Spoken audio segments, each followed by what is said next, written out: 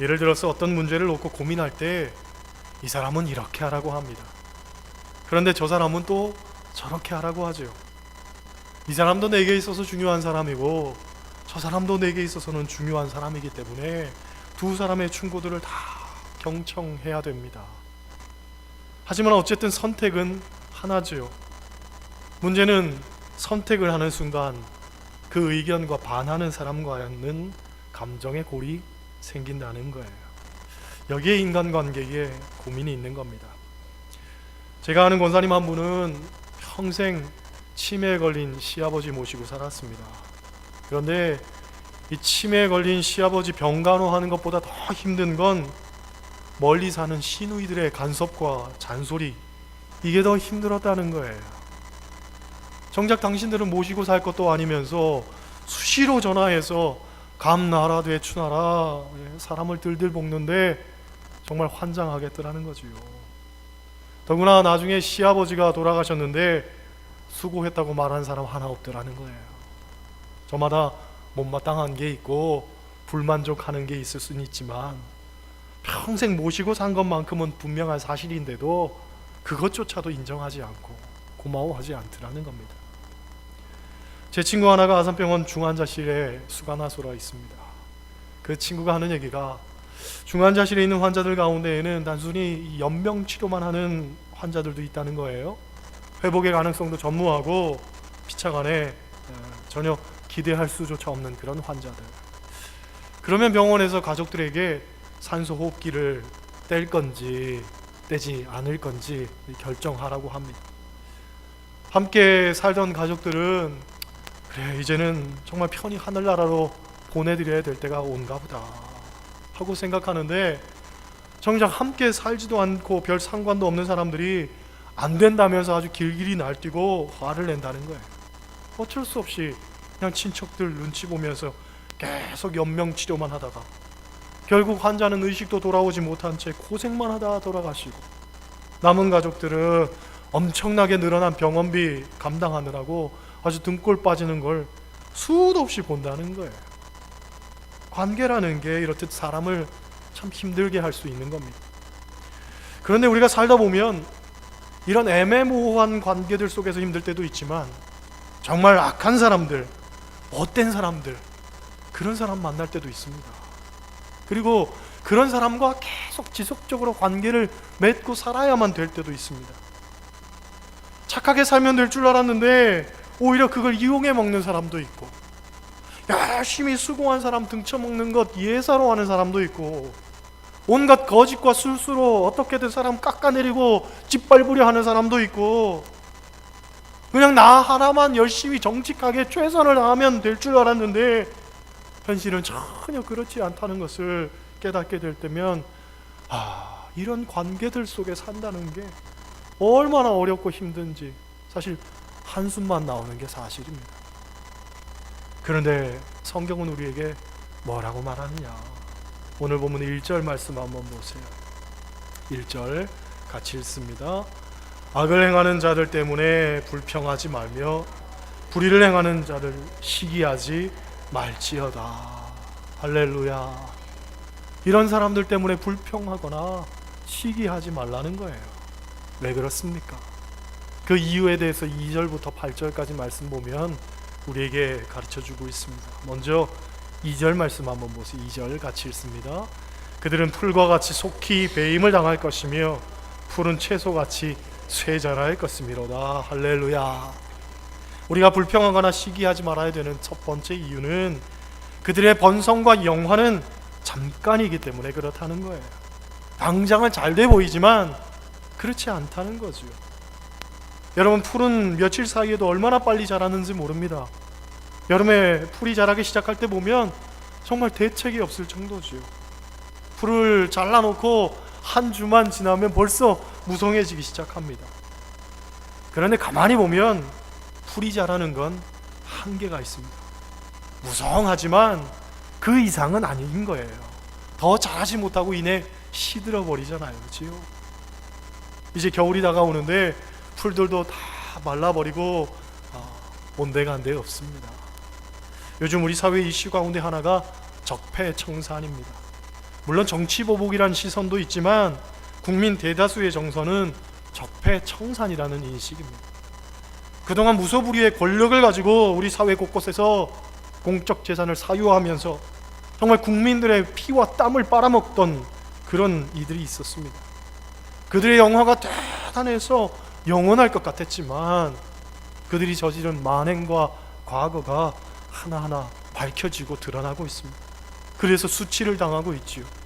머지않아 풀과 같이 배임을 당하고 채소같이 쇠잔해질 것이 분명합니다. 그렇게 우리는 때를 기다려야 할 줄로 믿습니다. 둘째로 우리가 불평하거나 시기하지 말아야 되는 이유는 8절에 나옵니다. 8절 같이 읽습니다. 분을 그치고 노를 버리며 불평하지 말라.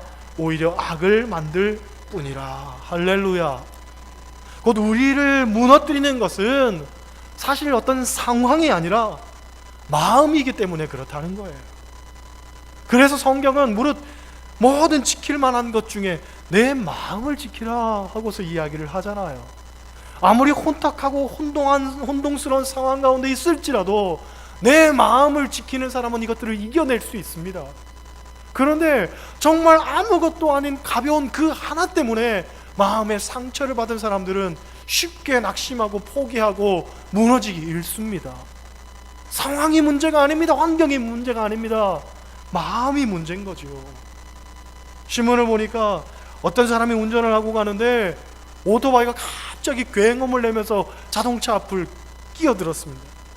그러니까 순간적으로 화가 나가지고 경적을 빵빵 울렸는데 오토바이가 미안하다는 이야기도 없이 그냥 쌩 하고 가버리는 거예요.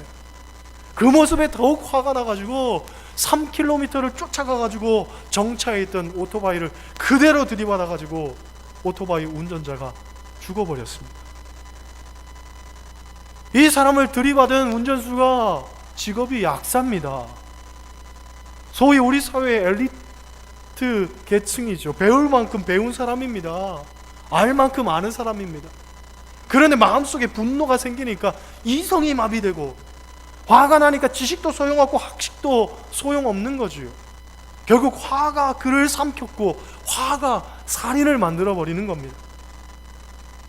여러분, 우리가 어떤 일을 대할 때에 화가 난 상태로 그 일을 대하는 것과 이 화를 잘 사귀고 억누르고 그 일을 대하는 것 전혀 다르다는 것을 우리가 잘 알고 있습니다. 일반적으로 화가 난 상황에서는 모든 일을 그르칠 뿐입니다. 더욱 상황을 악화시킬 뿐입니다. 오늘 본문처럼 오히려 악을 만들게 되는 겁니다. 그러니까 어떤 상황에서든지 화와 분을 잘 그치고 내 마음을 지키고 살아야 되는 겁니다. 그래야 승리하는 자들이 될 수 있는 거지요. 성경을 보면 사울이 다윗을 죽이려고 얼마나 애를 썼는지 모릅니다. 그런데 객관적으로 생각을 해보면 사울에게 다윗은 어떤 사람이었느냐? 자기가 마음 괴롭고 고통스러울 때 수금을 타주고 위로해주고 내 마음에 평안을 주던 사람. 잠 못 들 때에 그가 와서 악기를 연주하면 평안히 잠들 수 있었을 만큼 그렇게 나에게 도움을 주던 사람입니다. 나라가 어려울 때 적장을 물리치고 나라를 구해낸 사람입니다. 다윗이 없었다면 자기의 어떤 이 왕의 보호자도 결코 유지하기 힘들었을 수도 있습니다. 더구나 다윗은 사울의 사위였습니다. 딸의 남편이란 얘기지요. 내가 사랑하는 딸의 남편, 또 내 아들의 둘도 없는 친구였습니다. 소중한 사람이지요. 더구나 그렇게 자기는 미워하고 죽이려고 했지만 자기를 죽일 수 있는 기회가 있어도 죽이지 않고 용서하던 사람입니다. 사울에게 위해를 끼친 것도 없고 피해를 준 것도 없습니다. 그러니까 오히려 나에게 도움이 되면 도움이 되는 사람이지 해가 되는 사람이 절대 아니란 말이죠. 그런데도 마음에 분노가 생기니까. 왜? 그가 미워했던 이유는 오직 하나 아닙니까? 사울은 천천히요, 다윗은 만만이다 하는 그 말 한마디 때문에 내 마음에 미움이 생기니까 이 미움의 감정을 극복해내지를 못했던 겁니다. 반면 다윗은 사울 왕으로부터 여러 번 죽음의 고비를 얻지요. 그 죽음의 고비를 넘깁니다. 부인 미갈도 빼앗겼습니다. 그래도 그는 불평하지 않습니다. 엔게디 굴에서 사울 왕을 죽일 수 있는 기회가 있었지만 죽이지 않았습니다. 왜 그랬습니까? 하나님이 기름 부어 세운 종이기 때문에 심판하시는 분도 하나님이시라는 거죠. 그냥 하나님께 맡겼어요. 그가 사울을 죽였으면 하나님이 쓰시지 않았을 겁니다. 그런데 마음의 분노를 잘 다스리고 살았기 때문에 하나님께서 그를 세우시고 쓰임받고 칭찬받는 사람이 될 수 있었던 거지요. 그런 거예요. 내 마음을 지키는 것이 더욱 중요한 줄 믿습니다. 할렐루야. 예전에 어느 청년이 회사 입사 시험에서 떨어졌습니다. 필기 시험은 잘 치렀는데 눈이 나쁘다는 이유만으로 불합격 처리가 되었습니다. 너무 속이 상하니까 이 청년이 차를 몰고 나갔는데 분노를 이기지를 못하는 거예요. 그래서 광장으로 차를 끌고 가서 광장에서 길 가던 사람들 수십 명을 치고 많은 사람들을 죽였습니다. 자기 분에 못 이겨서 애꿎은 생명을 빼앗고 자기의 삶도 완전히 나락으로 떨어져 버린 거죠. 가룟 유다도 마찬가지입니다. 늘 불평하고 살았더니 결국 스승을 팔지요. 그리고 자기도 비참한 최후를 맞죠. 여러분, 가정이 왜 파괴됩니까? 불평해서 그렇습니다. 남편을 불평하고 아내를 불평하고 시부모를 불평하고 매사에 불평을 하니까 가정의 평화가 깨지는 겁니다. 교회에서도 마찬가지입니다. 불평하는 사람은 매사에 불평만 하지요. 이런 사람은 취미가 불평이요, 특기가 불평이요, 받은 은사도 불평이요. 불평의 달란트가 있는 사람이구나, 우리가 그렇게 소위 이야기를 합니다. 이스라엘 백성들이 광야 생활에서 어려움 겪었던 것 무엇 때문입니까? 불평 때문입니다. 애굽에서 섞여 나온 무리들이 불평하니까 결국 그것이 전이 돼서 출애굽했던 1세대들은 가나안에 아무도 못 들어가잖아요. 그렇죠? 모든 상황 속에서 우리의 마음을 지켜야 할 줄 믿습니다. 세 번째로 5절 6절 보세요. 5절 6절 같이 읽습니다. 내 길을 여호와께 맡기라. 그를 의지하면 그가 이루시고 내 공의를 정오의 빛같이 하시리로다. 아멘. 할렐루야. 악한 사람이 승리하는 것 같아도 정의는 반드시 드러나게 돼 있다는 거예요. 그리고 그 의를 드러내시는 분은 하나님이시라는 거죠. 여러분, 세상이 너무나 모순적인 것 같아도 그렇지 않습니다. 역사를 이끌어 가시는 분은 하나님이십니다. 공의의 하나님께서 반드시 그분의 공의, 그분의 선을 이루십니다. 지금은 이해할 수 없는 악의 문제 반드시 그분의 방법으로 드러내시게 하신다는 거지요. 그렇기 때문에 우리에게 필요한 것은 뭐냐면 하나님을 향한 시선, 하나님을 향한 내 마음, 하나님을 향한 내 마음, 내 삶, 이것을 맞춰가야 되는 거예요. 하나님 안에서 나의 삶을 조정하면서 살아야 되는 겁니다. 매주 오후 예배나 금요 기도회 때가 되면 제가 찬양 인도를 하는데, 제가 찬양 인도를 하려고 여기 딱 서면 가장 먼저 하는 것이 있습니다. 유수임이 보신 분들은 아시겠지만 제가 무엇을 제일 먼저 하냐면 기타를 조율하는 걸 제일 먼저 합니다. 기타 조율. 조율이라는 것은 음을 조정하는 것입니다.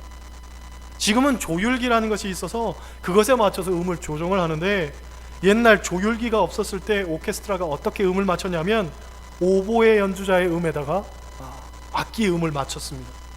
오보에 연주자가 조율을 위해서 내는 음은 초당 440번의 진동을 만들어내는 440Hz A라고 합니다. 음악가들은 이 음을 표준음이라고 부르죠. A440. 여러분, 표준음이 있기 때문에 그 표준음에다가 소리를 맞추는 거예요. 피아노 소리도 그 표준음에다가 소리를 맞추고, 기타도 표준음에다가 소리를 맞추고, 베이스도 표준음에다 소리를 맞추고, 또 색소폰도 그 표준음에다 소리를 맞추고, 그렇기 때문에 서로 소리가 하나가 되어서 어우러지는 거예요. 하모니가 이루어지고 우리가 다 듣기 좋은 오케스트라 소리를 듣는 거죠. 만약에 악기에 표준음이 없다면 저마다 다 다른 소리를 내고, 그러면 불협화음을 내게 되는 거예요. 악기가 조율이 안 돼서 불협화음을 내는 것만큼 그것처럼 듣기 싫은 것도 없습니다. 현대 음악 가운데 불협화음의 조화를 이루는 어떤 음악들도 많습니다.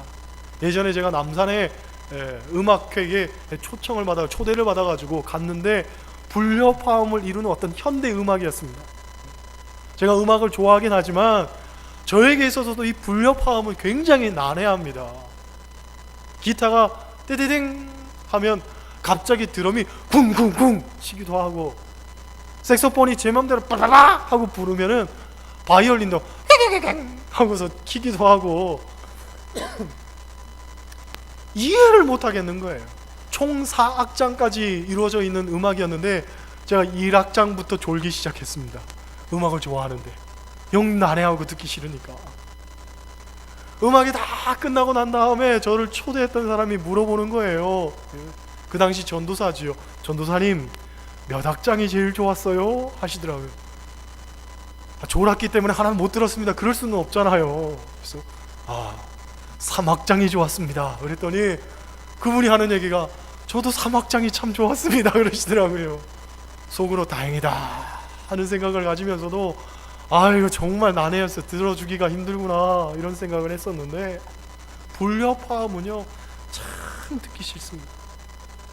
마찬가지로 우리 그리스도인의 삶도 조율이 잘 돼야 됩니다. 그래서 화목이 이루어져야 되는 것이고 화해가 이루어져야 되고 정말 좋은 삶의 소리들이 들려져야 된단 말이죠. 그런데 이 조율을 어디다 갖다 맞춰야 되냐면 하나님께 갖다 맞춰야 됩니다. 저마다 다 자기 기준을 갖고 자기 생각에 맞추면 이건 완전히 불협화음을 이루는 거예요. 도저히 들어줄 수 없는 그런 소음이 되고 마는 겁니다. 여러분, 내 소리를 내면 안 됩니다. 하나님께 맞춰야죠. 아무리 자기가 훌륭하고 대단하다 할지라도 교회는 필연적으로 주님을 머리로 한 지체들의 조화와 협력의 궁극적 목적이 있기 때문에 하나님이라는 그 조율기에다가 내 삶을 맞춰야 된단 말이지요. 그래야 아름다운 소리가 날 수 있습니다. 제 친구 목사 중에 충청도에서 목회하는 친구가 있습니다. 이 친구가 가끔 저에게 전화를 하면 이런 얘기를 하지요. 친구야, 내가 네 설교 동영상은 내가 잘 안 봐도 너희 교회 찬양대 찬양은 늘 듣는다.